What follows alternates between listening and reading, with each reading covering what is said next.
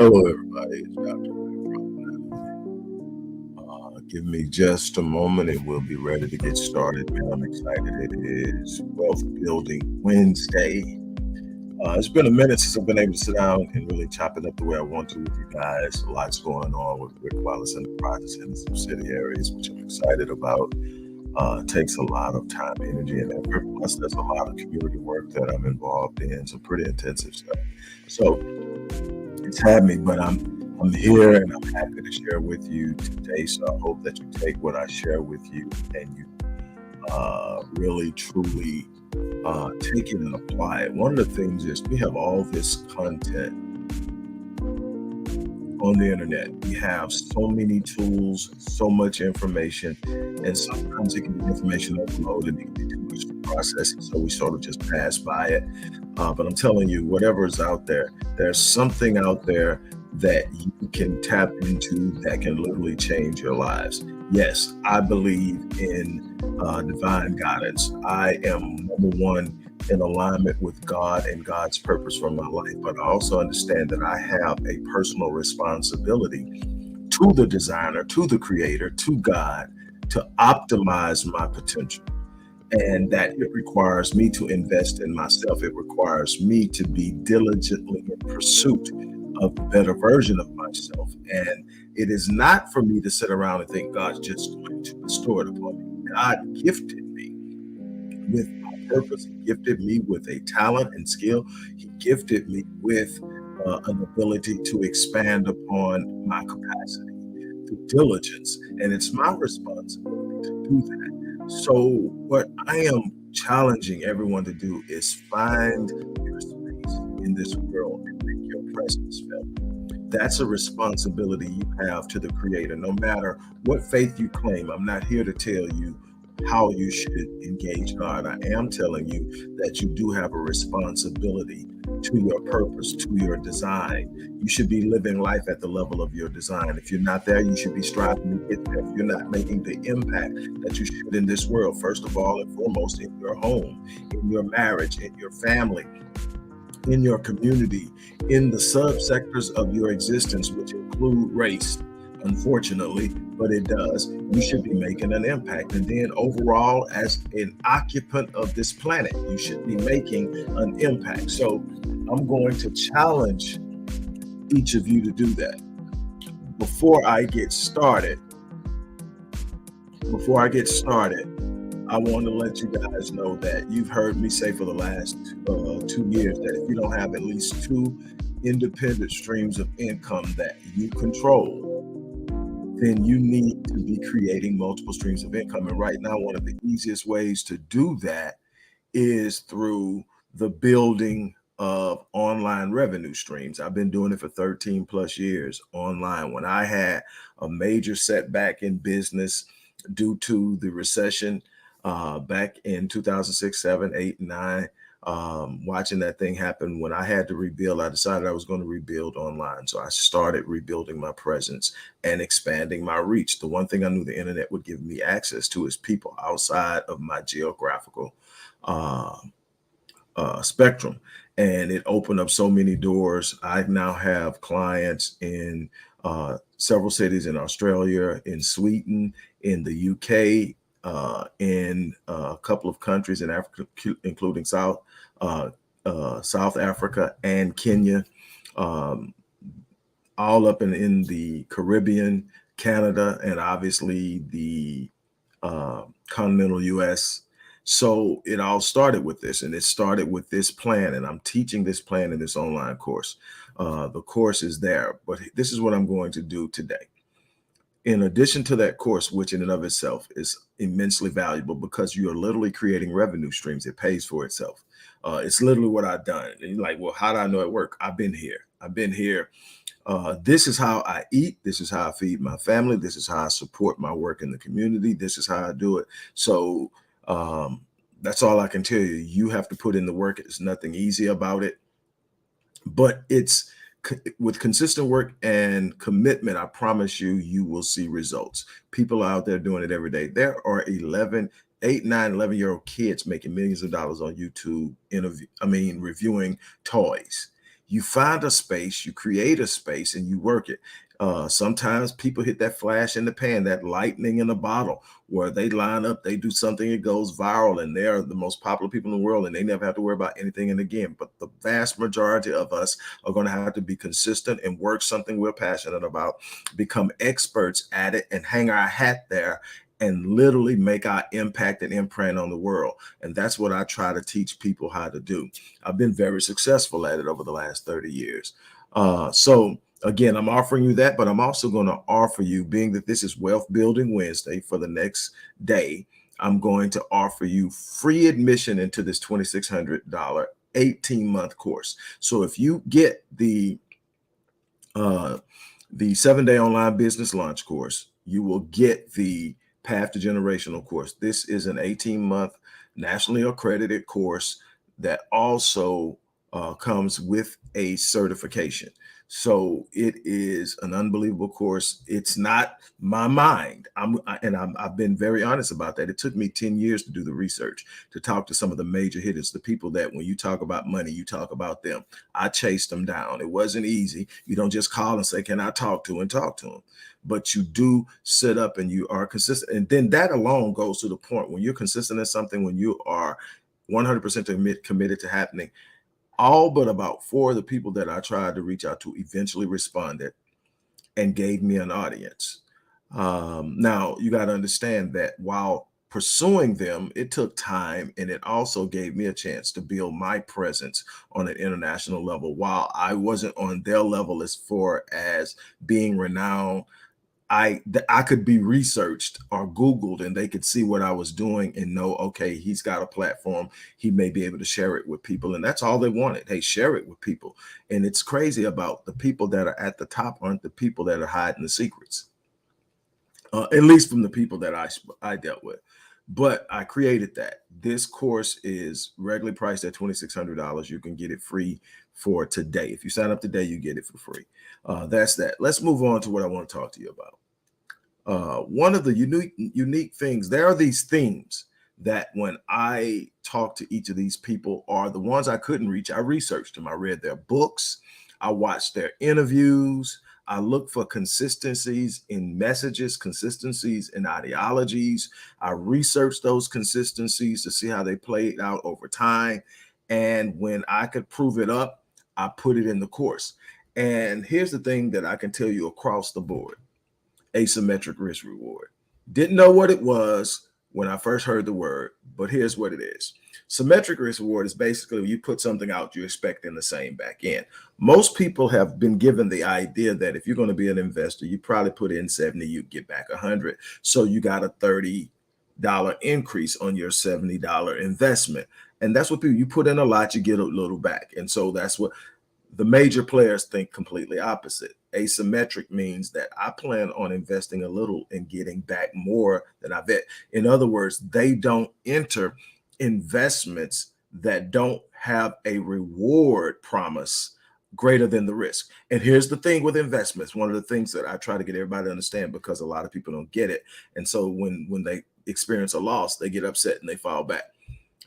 It's asymmetric risk reward, meaning that there is a risk, but the reward should always outweigh the risk. Now, you never hear anybody going around, man, I'm looking to put a lot of money in to get a little money back. You never hear it, but it's a common practice. It's a common idea. It's a common tolerance. We tolerate poor investment because we don't understand it. These guys have this idea that I'm going to invest $20 to get 80. So I'm going to invest 20 and I'm going to get 100. And so that means that I got an $80 increase. I mean, an $80 increase on that. And so that's how that's asymmetric risk reward. Now imagine you do that in a diversified spectrum. So you are diversifying your investments across assets. You're not hanging all your eggs in one basket. And while I'm very, very, very passionate about getting into a compound mechanism like an index fund, You don't put all your money in that index fund. That's a very powerful, and it is a proven way to grow money over a long-term period of time, systematically, consistently, roughly around 8.2 to 10%, like clockwork. It's been happening over and over again. That Vanguard or S&P 500, clockwork. It's a long-term investment. It's not something you're going to put something in and next year you're going to be rich, but guarantee you 20 years from now, this is what you should be teaching your kids. And this is another thing that I want to get into your mindset. We can't wait till our kids are grown to try to instill something in them that they should be practicing as children. The ability to manage whatever little bit of money that you give them, whatever little bit of money they come across, that it has meaning and purpose, and it should be diversified in its distribution, and that there should be an allocation of those funds towards something that grows it so that the money they have starts to earn money. That is the definition of wealth. When my money works for me and I no longer have to work for money, I have become wealthy. When my lifestyle can be sustained by what my investments have produced or and is producing, I have become wealthy. It's not a number, it's a matching of your lifestyle with the return on your investments. Some people don't want yachts and private planes and islands and all that. So their number to achieve wealth is different than the person who wants all that stuff. But whatever lifestyle you plan on living, it has to be supported by anything but your own personal efforts and labor. Now, obviously, you're going to be involved in creating these investments and all that stuff, but I'm talking about waking up every day and having to show up to make sure your bills are paid. That's not wealth. And no matter how many figures you get paid, if you got to go earn it, you haven't gotten the wealth. Now, what you do with it when you get paid determines on how fast you achieve the wealth. So, but let's go back to asymmetric risk reward. I remember when I first became interested in the stock market in the early 90s. I was in my early 20s, and I'm like, what's going on with it? And then I got into it, and I'm like, okay, I definitely don't want to I don't want to be an active trader. I don't want to be a day trader, because day trading to me is like gambling in Vegas. You probably are going to win some, but the house always wins. And so you find people that play day trading. They go up, they're in and out of stock trades in hours. They're moving, they're watching this, they're doing that. You see it a lot also in the Forex market, where people are in and out of trades in hours, and at the most days. Uh, and you go on that. And so you got passive, active, and all that. I am a long-term minded person. I'm looking for things that I can invest in that will hold value or appreciate in value, and that can withstand the turbulence of markets.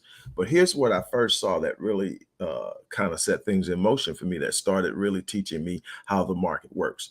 And that is that was a crisis. I can't remember exactly what happened, but stock prices plummeted and everybody's selling, and they're talking about the sell-off, and they're talking about how everybody's dumping stock. And so my mind is like, who's the dummy buying this stuff? Turns out the person buying the stuff isn't the dummy. That's called a crisis investor. Those are people who wait for the prices to drop before they buy. Ray Dalio, who is the manager of the largest hedge fund in the world. Last I checked, it was 165 billion, and he had cut off. He wasn't taking anymore. And obviously, he only played with major players.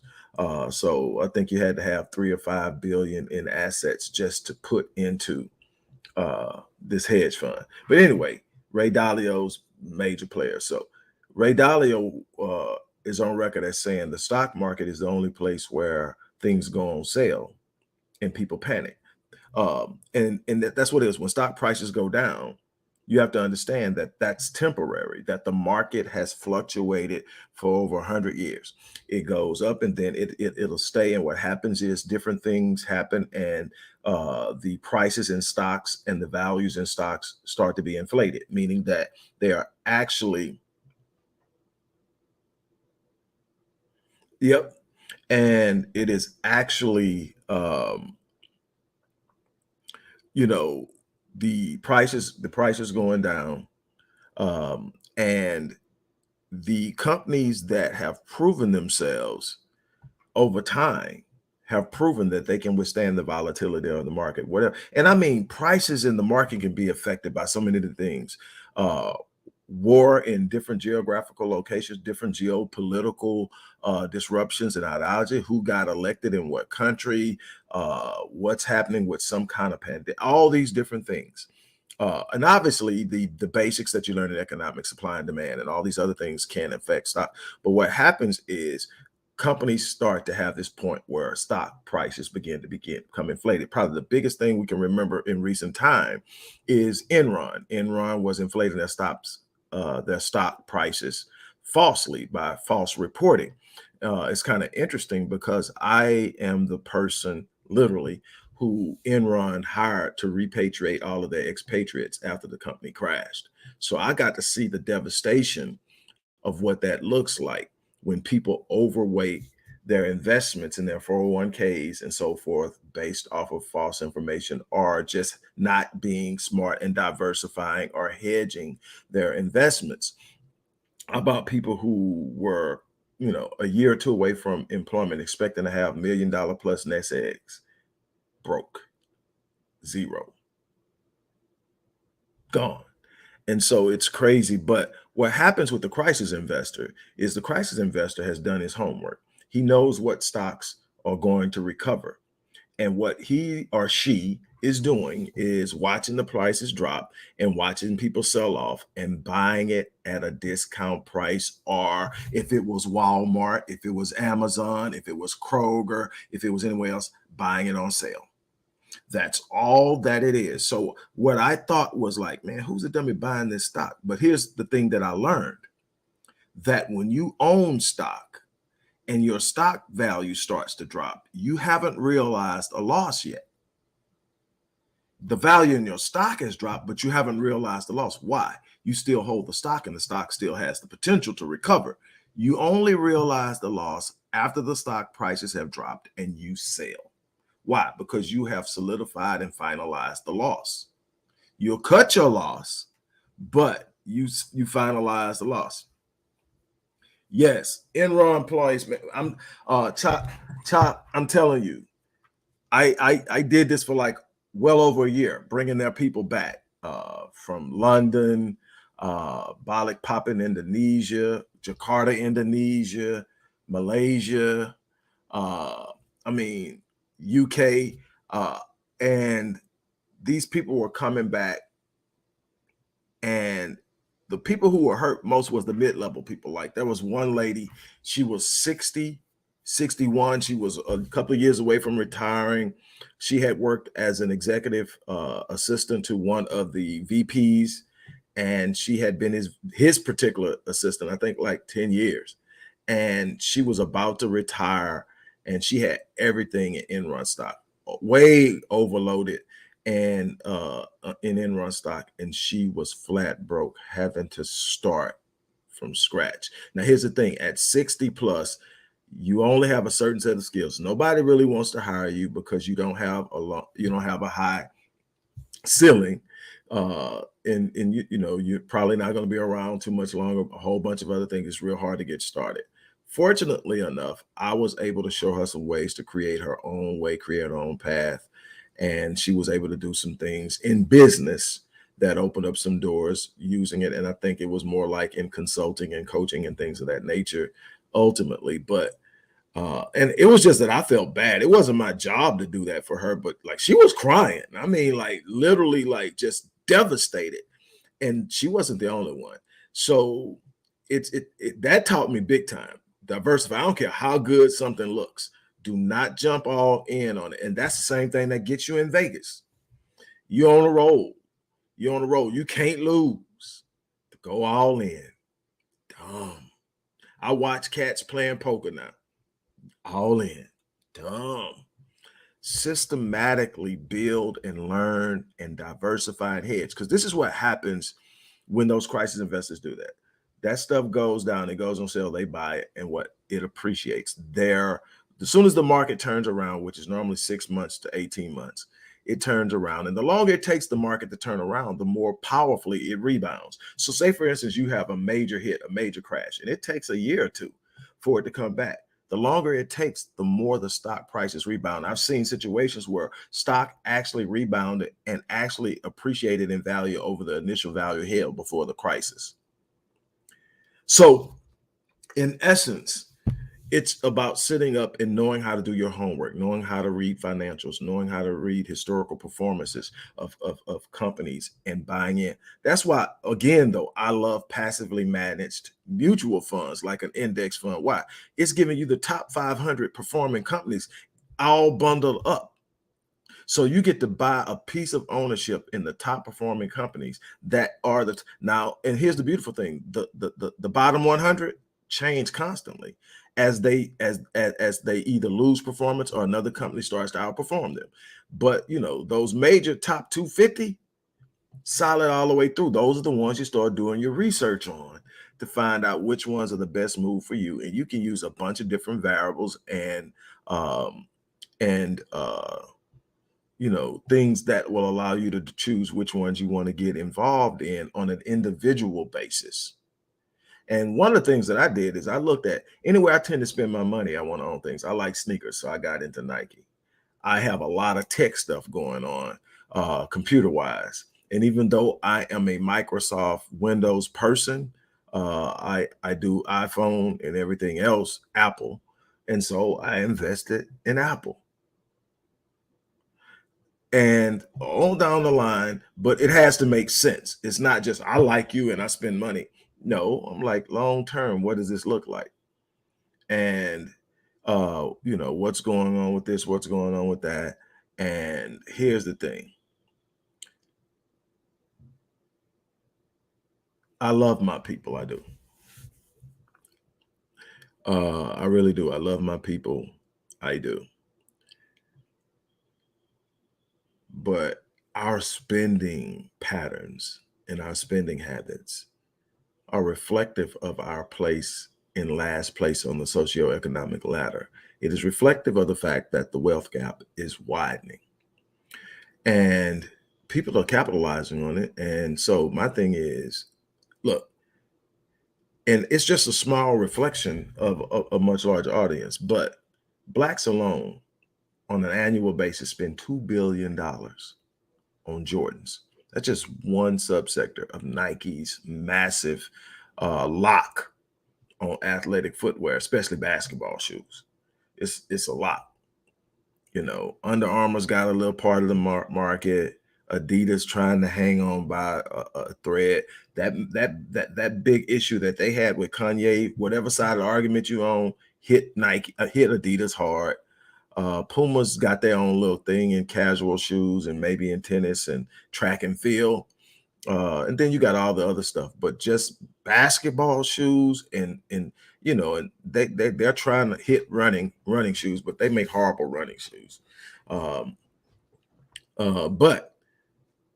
they are standing solid and they have a hard market. So that alone said, okay, I'm buying into Nike. That's why I got into Nike. It's like my people alone are gonna make sure I make money out of Nike.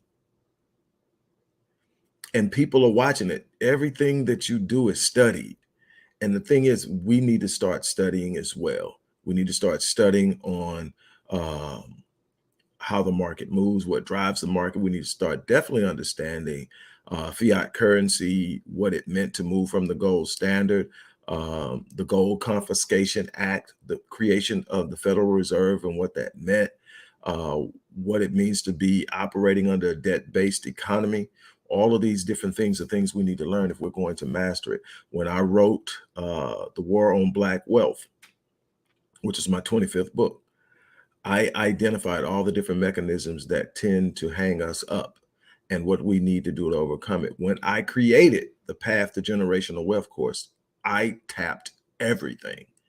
That thing, I'm telling you, if you master 20% of what's in that course, your life will change. We are going to, and the reason I got into AI is because we're going to have at some point something we get ahead of the curve on. And so I've been really, really pushing that. Get ahead of the curve because this thing is going somewhere and you're not going to stop it.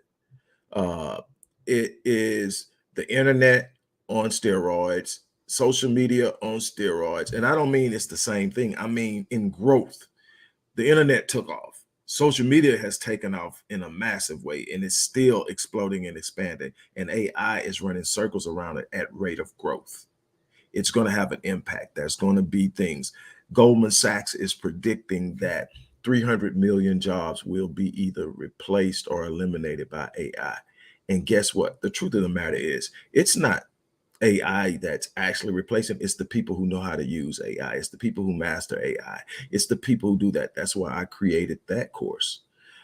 Is because there are things you can be doing right now that can help you grow a business if you got one, help you launch a business if you don't, help you automate systems that will allow you to expand your reach, help you analyze market data, help you analyze customer intel, help you create marketing strategies, help you create engagement strategies. The importance, I tell people all the time, customer acquisition in business is extremely important. It is. That's not where your business develops longevity and staying power. It's not in customer acquisition, it's in customer relationship. It is building customer relationship, customer loyalty, customer engagements that even if you have something that's high value, say for instance, a car, customers not buying a car every day. But if every time they are getting ready to buy a car, they come to you, that's longevity, because every so often you're going to get a boost of income from that one person because they only shop with you. Um, but more importantly, when they're loyal to you, they bring other people to you. So even when your advertising budget isn't pushing or creating the conversion rates that you want, when you have a relationship with your clientele, it'll get you through very tough times.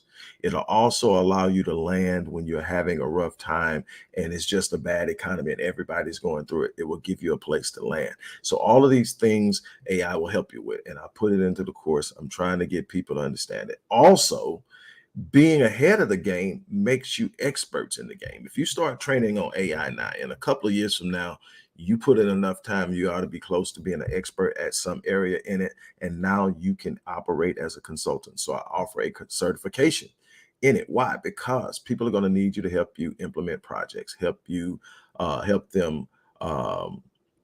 integrate it into their marketing, integrate it into their content procurement, integrate it into everything. There is literally almost nothing you can't get AI to do. The problem is with most people, they don't understand the prompt mechanism. AI is all about prompts right now. Are you asking the right questions? Are you making the right demands? Are you specific enough in it that it understands what you're doing? What I love about AI is that it's AI. It's not an algorithm. An algorithm is a program. You program it and it responds based off the program. AI literally learns. So for instance, when I first started working with AI, I would have to tell it something 2 or 3 times to get it exactly how I want it. And then it learned me. Then it learned I can ask it things that are sort of unique to the way I talk. And it knows what I want because I've gotten it to that point. And so it can be very, very personalized. It can also allow you, again, to amp up the amount of engagement you're able to create so that you can increase the rate at which your business is growing and so many other things. So again, I really and truly hope people take advantage of that as well. I don't have the link in the box. I just thought about that because we have a problem that we need to address, and that's how we are allocating our money, how we're allocating our energy, the fact that we're always behind the 8 ball in the curve when it comes to things that are happening, and we normally get handled because it's the people who know how to do things that mishandle the people who don't. So we need plans, we need agendas, we need strategies, we need structure, we need to be moving. We can't sit around. They are not, the wealth gap isn't going to be closed. But let me make this clear. The wealth gap is not going to be closed by them saying, hey, look, man, we got a lot of this the wrong way. And it was on the backs of your ancestors. And a lot of you suffered in person through some of the discriminatory practices that are still a part of policy and statutes. So we're going to give you this. Should we be in some way demanding reparations? Absolutely. That's something that was earned. That's something that's owed. Just because the people whose back that it was built on has passed away doesn't mean that the debt isn't still owed. The debt is still valid. And so we have a right to demand that. But we can't sit around waiting on that to happen, because here's the thing. We won't get it, because if we were going to get it, we'd have got it. The Native Americans got it. The Japanese Americans got it. The Jews got it. Everybody has gotten money for being mishandled. And we went through the most atrocious of all. And there's not been a penny for that particular thing given out. And there are reasons behind it I won't get into. So it's obvious that voluntarily it's not coming. So then how do we get what's owed to us? We have to actually start building ourselves. We have to actually start being responsible for our financial reality. We have to understand that nobody's going to hand us anything. It's because, number one, when you've really mishandled somebody the way that we've been mishandled, you're afraid that if they get footing, what are they going to do to you? That's one of the things at the core. The other thing is greed. Another thing is, simply put, the wealthy elite don't want to share. And we pose a problem. So we've always been a group of people to keep at bay. We'll let everybody else find a way in. We'll give everybody else a little play, but we're not giving you an inch. If we give an inch, we're going to find a way to take a mile. And what we have to understand is we can't expect those who oppose us to solve our problems. And we've been doing that for years. We've been putting politicians in office, Republican or Democrat, doesn't matter. They screw us two different ways, but the left wing and the right wing belong to the same bird. And I've been telling people this for years. That same bird has been shitting on the head of Black folks for 400 years, since 1619 and beyond. So then what do? We start unifying in the way we manage our money. We start unifying in the way that we manage and engage our spending. And it's our responsibility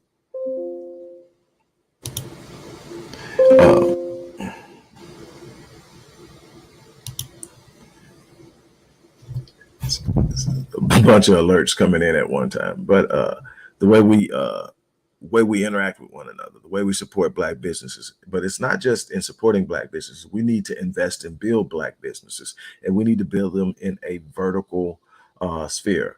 Vertical economics is something that the average Black doesn't understand, but most groups operate in consistently. Vertical economics is the developing and the building of a particular business within an industry, from retail to distribution to manufacturing, meaning that we own manufacturing, we own distribution, we own retail. And why is that important? Because anything that you dominate spending in, beauty supply, a $15 billion business of which 14.4 billion come out of the hands of Blacks. 96% of that 15 billion is Black dollars. We own less than 3% of businesses in the beauty supply industry. Seafood, we spend $9 to every $1 white people spend on seafood. And I can go on in other areas, but those are places that we should be dominating ownership, dominating asset holdings in areas in that situation. But here's what happens when you don't have it on a vertical sphere. We've tried to get in on the retail level of beauty supply. What happens? Because we don't own manufacturing, we don't own distribution, we can't control pricing. So what happens? What the Asian is getting from their distributor by way of a manufacturer for 99 cents a unit, we're paying $2.99 a unit. We can't compete in price. And we understand that our people have no problem shopping with them already. So when we can't beat the price, our people will look at us as like we're trying to get over on them, although our overhead and our cost is higher.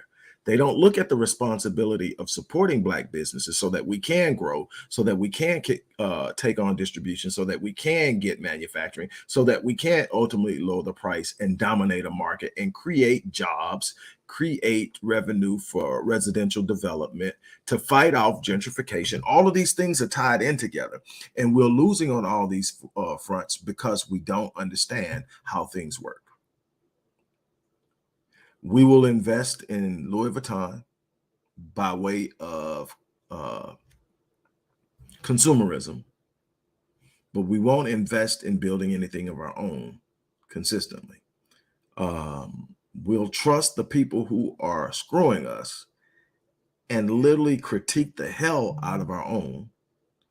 And this is a problem that we are going to actually have to deal with.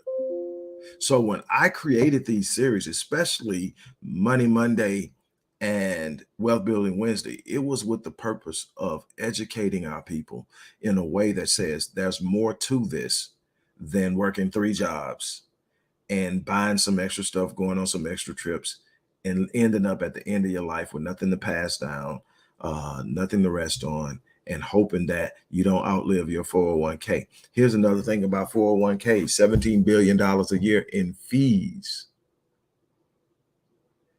17 billion in fees in the US in 401ks.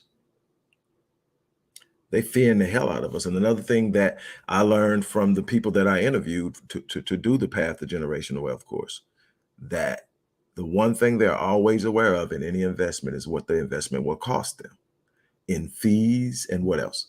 Taxes. And we don't have that awareness. We are just out there and we are buying into whatever they're telling us, and we trust whatever they're telling us because they are the experts.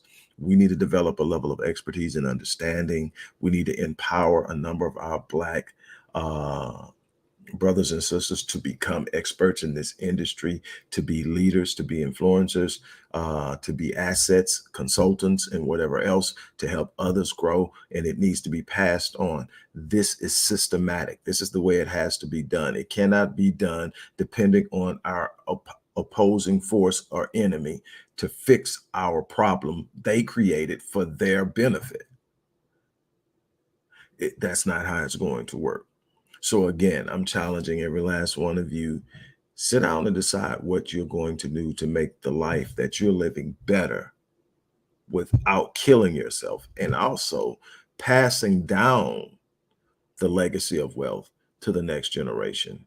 And we're going to talk next week about trusts, how trusts are used to protect wealth, as well as successfully pass it down to multiple generations. And we're going to talk about that next week. But again, today, if you sign up for the 7-day online business launch course, which again is the blueprint I've used for the last 13 plus years to build online revenue streams, businesses, companies, opportunities, and everything else in between online, sign up for that and you will get the 18-month Path to Generational Wealth course, which is a $2,600 course, absolutely free. Have to sign up today. On that note, look, I'm out here. I want to thank you guys for dropping in on me. If you know somebody that can benefit from this, pass it on to them. If you haven't hit the like button, hit the like button. If you haven't hit the share button, hit the share button. If you have not subscribed, and this is one of my platforms you can subscribe on because I am streaming to multiple platforms, please hit the subscribe button. On that note, I am out of here, you guys. As I always say, I live my life on full so that when I leave this place, I die on E. So I challenge you to do the same thing.